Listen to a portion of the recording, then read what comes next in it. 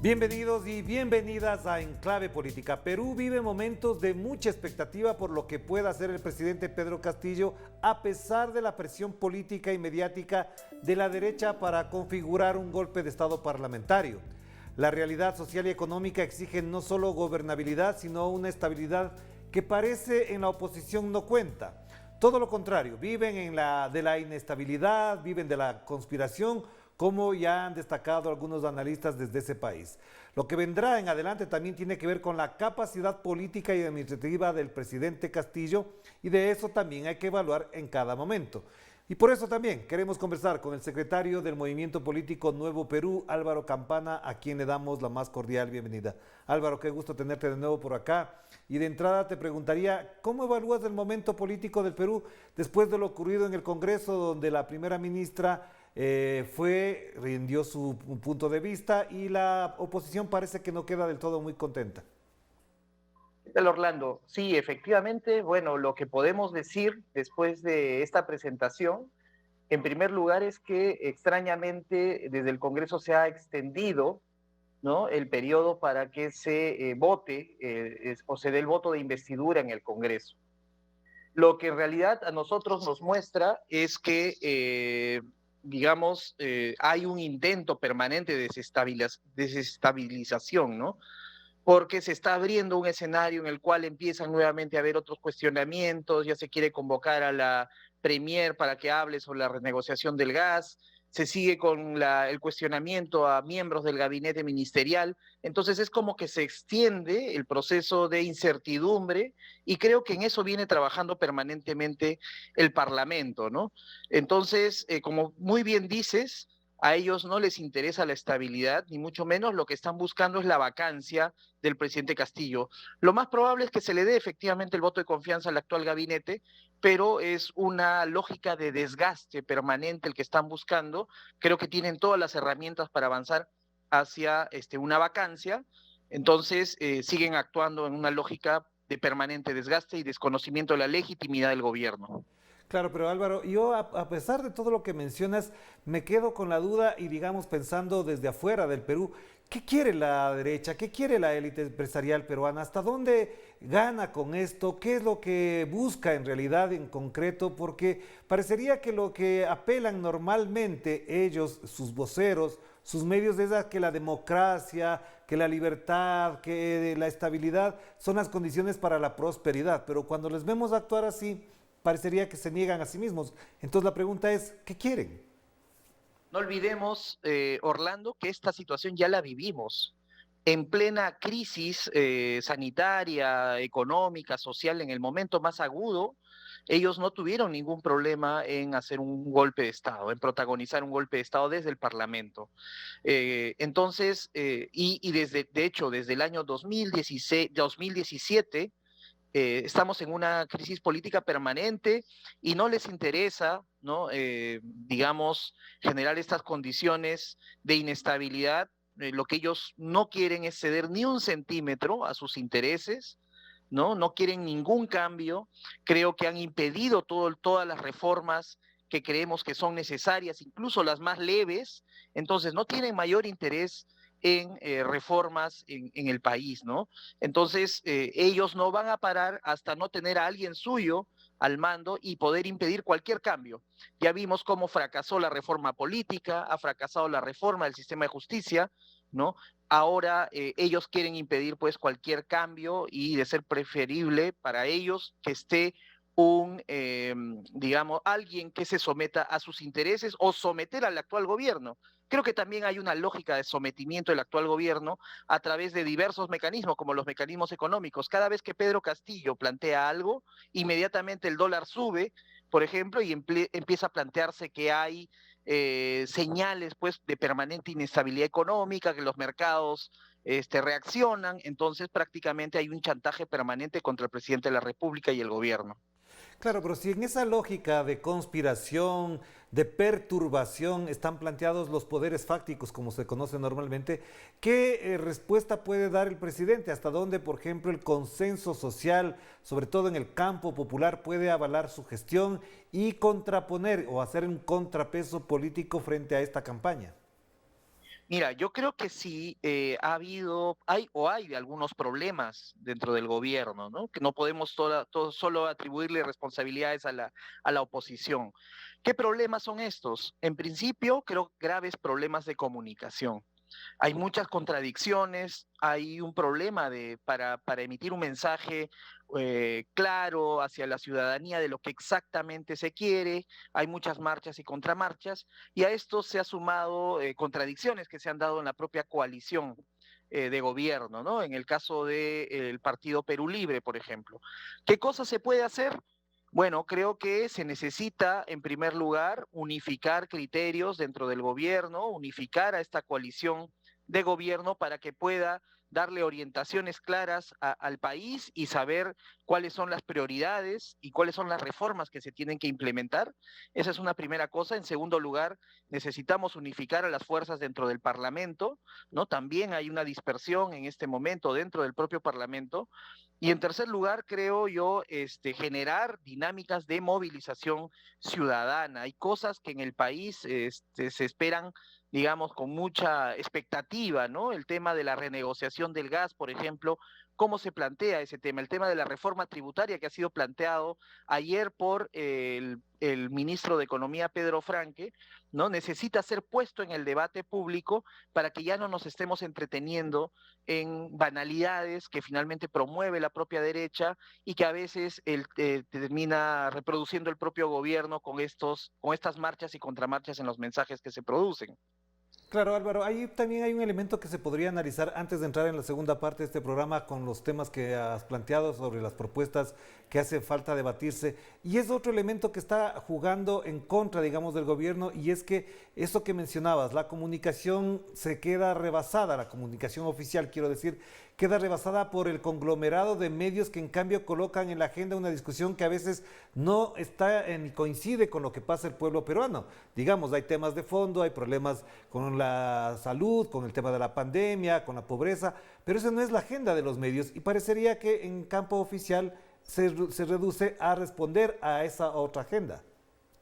Sí, efectivamente, creo que no se ha puesto en relieve, por ejemplo, los avances importantes que se ha dado en el proceso de vacunación. Creo que estamos siendo muy exitosos en el proceso de vacunación en el país y sin embargo ese no es un motivo de discusión en la agenda pública.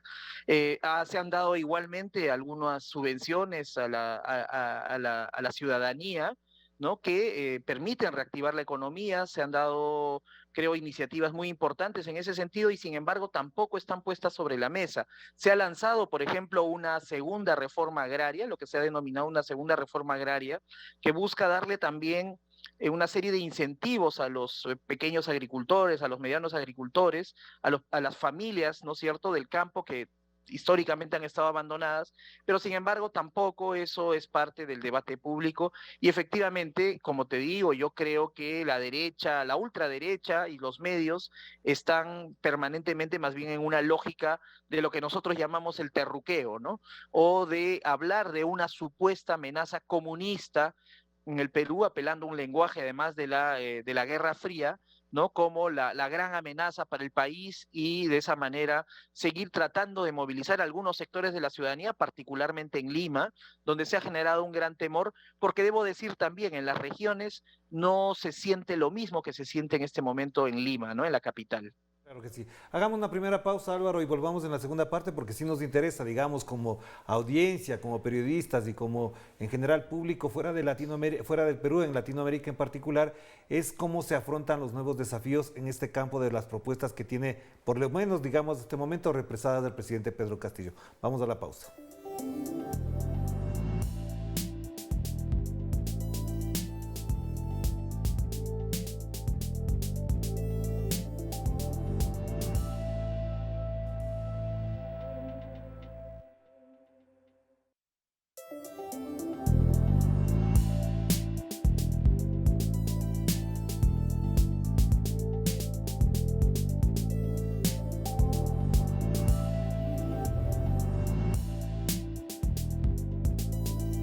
Estamos de vuelta aquí en Enclave Política a través de Telesur, la señal informativa de América Latina y el Caribe. Volvemos a conectarnos con Lima, con Álvaro Campana, el secretario del Movimiento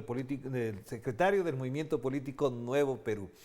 Álvaro, es muy importante lo que mencionabas al final de la primera parte porque estamos pendientes también de que, por ejemplo, se concrete una necesidad muy estructural del Perú, que es la reforma agraria. Esto efectivamente puede trastocar, puede hacer desarrollar en otros sentidos a la economía, que además en este tiempo post pandemia, en consideración de algunos expertos, dicen que se debe afincar en el campo, devolverle al campo y a la agricultura el rol predominante en las economías primarias, digamos, de cada uno de los países. ¿Es posible actuar, poner en marcha, hacer efectiva la reforma agraria? ¿Crees que hay condiciones para ello? Sí, yo creo que sí, y creo como muy bien dices, esto es fundamental en un momento en el que se necesita de esta economía de la vida, como dicen varios autores, ¿no? Necesitamos potenciar nuestra agricultura, garantizar la seguridad alimentaria de la población. En estos tiempos, muchos sectores de la ciudadanía que estaban en las grandes ciudades han regresado al campo porque han encontrado ahí un espacio, digamos, de repliegue, ¿no? Donde garantizar sus propias vidas y salvar sus propias vidas. Entonces, efectivamente consideramos que hay condiciones. Se ha gestado además un movimiento social importante en el campo que articula a distintos actores, ¿no? Hablamos de los propios agricultores, pero también de las juntas de regantes, ¿no? Que gestionan el agua, a una serie de gremios de productores que se han ido articulando y que hoy tienen una representación en el propio Ministerio de Agricultura. Entonces, sí creemos que hay condiciones, creo que este sector además ha garantizado, a pesar de todas las dificultades y con una innovación que ellos mismos han generado, ¿no? En la producción, han garantizado estos tiempos la alimentación de la ciudadanía. Entonces, nosotros sí vemos con mucha expectativa que haya una reactivación desde el campo, que se tienen que dar una serie de incentivos que no se han dado, ¿no? Y que se tiene que se le tiene que dar una prioridad a la producción orgánica. Tenemos una serie de especies, ¿no? Una cantidad de especies importantes.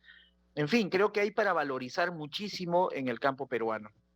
¿Y esto de qué manera se contrapone o entra en contradicción o empuja o en disputa, como lo queramos llamar, con aquellos sectores que, dicen ellos, es la punta de lanza de la economía peruana, que es la minería? Porque para ellos, incluso cuando hablan del Perú, y te digo, por experiencia de los medios, siempre ponen como ejemplo al Perú como el gran gestor de la minería y que por lo tanto con eso garantizan el desarrollo económico y el ingreso de capitales. ¿Esta reforma agraria podrá entrar en contradicción o cómo se compatibiliza con este sector?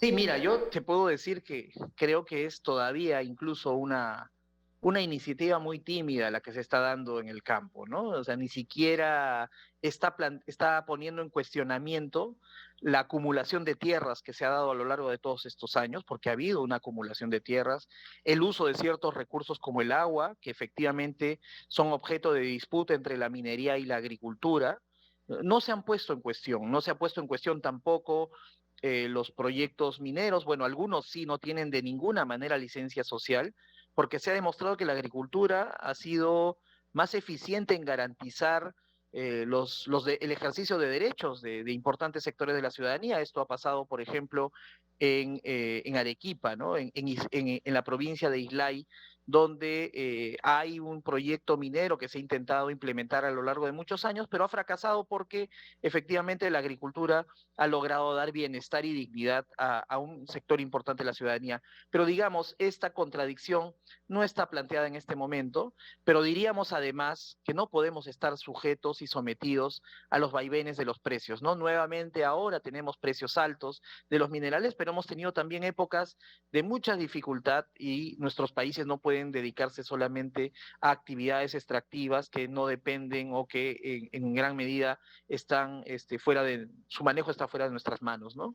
Claro, y en el otro tema, la reforma posible que se discutía, he visto dos o tres editoriales que ya sondean la posibilidad de una reforma tributaria, ¿es posible? Y esto te lo planteo en consideración de dos asuntos que están permanentemente en discusión, no solamente en el ámbito peruano, sino en el ámbito regional, y es todo lo que ha significado, por ejemplo, la evasión tributaria, la revelación de los llamados papeles de Pandora, es decir, una reforma tributaria es necesaria para dejar capturar los propios capitales dentro de sus países donde se genera esa riqueza.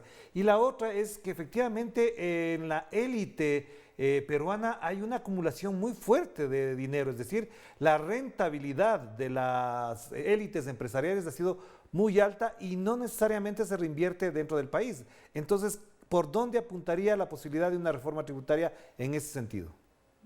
Sí, efectivamente, como dices, hay un nivel de evasión y de elusión tributaria muy importante, además de deudas millonarias que tienen muchas empresas que deben al Estado peruano, ¿no? Por concepto de tributos.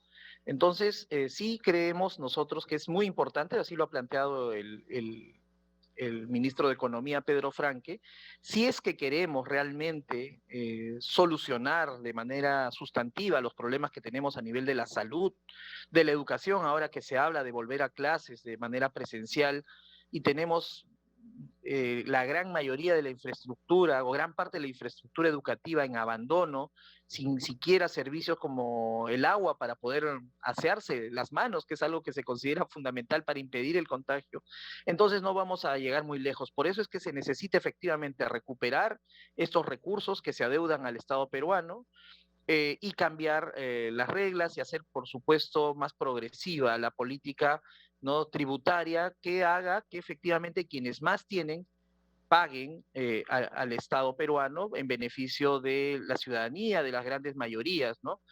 Como muy bien saben, nuestro Estado también ha sido capturado a lo largo de todos estos años en función de ciertos beneficios de pequeños grupos de poder económico. Claro, y lo que tenemos ahora es nuevamente un cuestionamiento, donde ya empiezan a decir, uy, es peligroso que se empiece a plantear este tema otra vez, ¿no? No sabemos hacia dónde lo quieren llevar, es necesaria una mayor discusión. En realidad, quienes no han querido nunca hacer ningún cambio en este campo, ahora ponen muchos peros, porque yo creo que, como tú muy bien dices, tenemos grupos de poder económico, yo diría, angurrientos, no quieren ningún cambio y quieren seguir manteniendo sus mismos niveles de ingresos a cualquier costa. Ese es el punto, ¿no? Claro, Álvaro, a propósito de lo que mencionabas del ministro de Economía, ¿cómo se valora, cómo se evalúa y hasta dónde se puede modificar, si es que es necesario, por supuesto, la relación del Perú con el Fondo Monetario Internacional, tomando en cuenta que incluso el propio Fondo Monetario Internacional les está pidiendo a algunos países que pongan plata en el bolsillo de los ciudadanos, es decir, que inyecten liquidez en la economía? ¿Esto configura la posibilidad de que, por ejemplo, se mejore la relación de Perú con el Fondo Monetario Internacional partiendo de esa premisa de lo que plantea el propio Fondo Monetario? Mira, la verdad es que creo que en el Perú no se han planteado hasta ahora mayores contradicciones con los organismos multilaterales, ¿no? Esa es la realidad. Y efectivamente ahora, además de esto, hay coincidencias como las que tú estás planteando y que, digamos, muestran a nuestros sectores empresariales, a nuestros grupos de poder económico, como ya excesivamente conservadores, hasta diría yo reaccionarios, incluso frente a políticas que se están planteando a nivel global. También hay un cuestionamiento a estos recursos, a estos, lo que llamamos nosotros bonos, que se entregan a la ciudadanía como si fueran una forma de populismo que no tiene mayor impacto y cosa que no es real. Y efectivamente lo que nos ha planteado la pandemia, ¿no?, es la necesidad más bien de universalizar este tipo de apoyos a la ciudadanía que garanticen mínimamente derechos a vivir, ¿no? A poder sobrevivir en medio de toda esta situación, y esto por supuesto cuestiona pues el sentido común que han tratado de instalar a lo largo de todos estos años, donde supuestamente la calidad de nuestra vida depende de nuestro esfuerzo. Es un poco esa la idea que han tratado siempre de instalar y de garantizar, y que es cuestionada por estas ideas, ¿no? Donde efectivamente quienes más tienen que contribuir más al país, y donde también se tienen que garantizar el acceso de manera universal a derechos fundamentales, ¿no? Esa es la idea. Claro que sí, gracias Álvaro por esta apreciación, además en el plano económico. Volvamos al tema político, que es una de las cosas que me quedaba pendiente.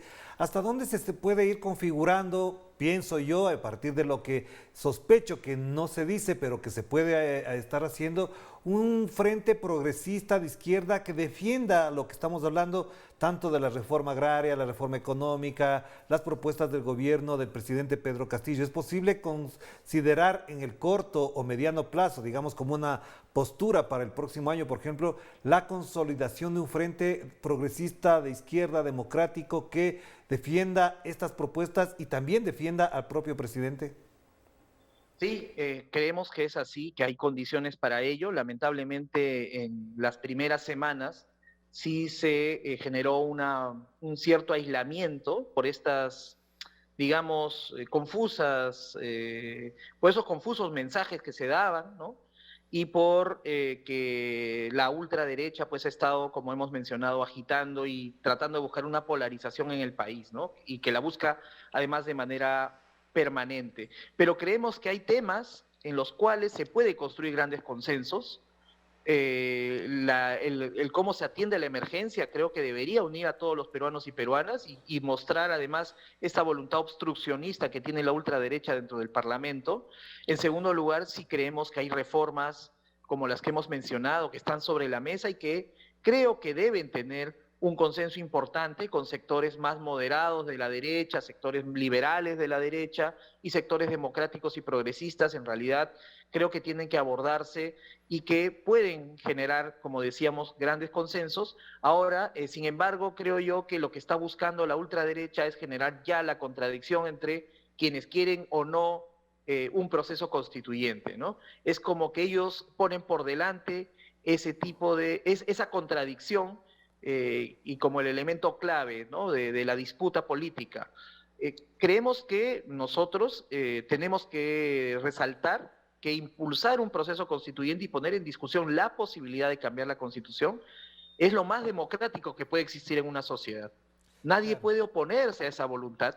Es cierto que no se ha construido aún un consenso suficiente, pero creemos que esa es una oferta electoral que tiene que respetarse y que la ciudadanía tiene todo el derecho a impulsar ese proceso constituyente. Pero como digo, creemos que hay otros elementos que perfectamente pueden generar grandes consensos y mostrarle a la ciudadanía cuál es el rol, el papel de la ultraderecha para impedir pues que se puedan satisfacer las necesidades más básicas de la ciudadanía y que impiden gobernar al presidente Castillo. Claro, me quitaste la pregunta de la boca porque efectivamente apuntaba hacia la propuesta que además como Movimiento Nuevo Perú ha tenido como parte de su agenda estratégica política para el Perú, es decir, hasta dónde la constituyente puede ser el espacio de un nuevo acuerdo político entre los peruanos, entre la sociedad, entre las sociedades habría que hablar porque hay distintas sociedades que se mueven también dentro del Perú. ¿Es posible pensar en el 2022 como el año de la consolidación o de la idea, concretar la idea de la constituyente en el Perú? Yo creo que es posible, pero en este campo también se han planteado o se han cometido errores, ¿no? Por ejemplo, esta campaña de recolección de firmas para lograr que el presidente pueda convocar a su vez a un referéndum ha sido mal planteada. Creo que se ha puesto además como una bandera de un partido político en particular y ese ha sido un grave error, ¿no? Creemos nosotros que lo que se necesita es construir una plataforma mucho más amplia, una plataforma político, social, ciudadana, que pueda promover este debate a lo largo y ancho del país. Un proceso constituyente implica un proceso pedagógico y la construcción de un consenso muy amplio, ¿no? Donde sabemos además que tendremos que dialogar con los sectores de derecha, porque se trata de eso también, pero necesitamos un gran proceso de movilización social y ciudadana. Nosotros aspiramos a que efectivamente en estos tiempos podamos generar esa movilización a pesar de la satanización que hay de ello. Creemos que es posible porque es necesario. O sea, creo que el Perú necesita un nuevo contrato social, no se puede seguir agudizando las contradicciones que vemos y profundizando lo que algunos analistas políticos han denominado abismos sociales y territoriales. El Perú no da más para esto y creo que eso se ha expresado en las últimas elecciones y se puede seguir profundizando a lo largo de todos estos años y como muy bien has dicho, hay distintas realidades. pero el asunto es cómo hacemos que converjan los intereses de estas distintas realidades y logremos construir pues un país para todos, ¿no? Un país en lo que se garanticen los derechos los pueblos originarios, de los sectores campesinos, de los sectores urbanos, de las mujeres, entre otros, ¿no? Ese es el gran desafío que tenemos y creemos sí que es una gran necesidad avanzar hacia una discusión para un nuevo pacto social. Muchísimas gracias, Álvaro. Muy importante lo que acabas de mencionar, porque me parece que efectivamente es el núcleo central de la contradicción profunda histórica que tiene el Perú este momento. Te mando un abrazo, que estés muy bien. Listo, muchas gracias. Gracias, Álvaro Campana, secretario del Movimiento Político Nuevo Perú, que además en estos momentos y en esta coyuntura todavía genera mucha expectativa lo que puede y debe hacer el presidente Pedro Castillo. De esto seguiremos hablando aquí en Enclave Política. Cuídense mucho, que la pasen bien. Chao, chao.